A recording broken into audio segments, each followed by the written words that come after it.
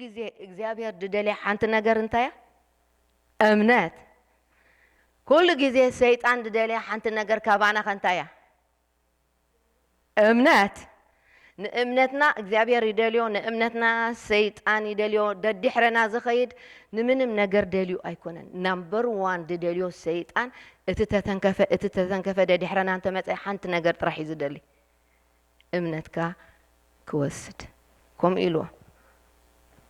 ስምዖን ጴጥሮስ እንታይ ኢልዎ ሰይጣን እንታይ ይደልሎ ከም ስርናይ he want to sift you ከም ስርናይ ክሓሕካ ደልዩ ግን ኣነ ምእንታኻ ጸለኹ ዋይ እምነትካ መታን ፌይል ከይትገብር ሰይጣን ደድሕሪ ምንታይ እትልካ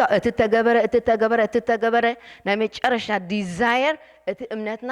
ክሕድገና ምክንያቱ ብዘይ እምነት ንኣምላኽ ኣይተስምርዎን ኢኹም ፒሪድ 4 ነጥቢ ማለት እዩ ስለዚ ሰይጣን ንኣምላኽ ንኸይነስምሮ እቲ ንእግዚአብሔር ድሕጉሶ ንዓና ከዓ ምስ ሕጎስና ንባረኾ ኣባና እቲ በረኸት ክርስቶስ ዘምፅኦ ከይግለጽ ደድሕረና ዝኸይድ ንኣእምሮና ቦምባርድ ዝገብሮ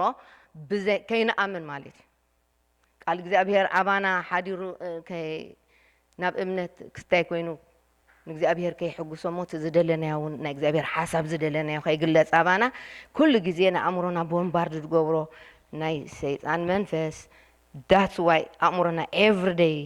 ክንሕድሶ ዘለና ማለት እዩ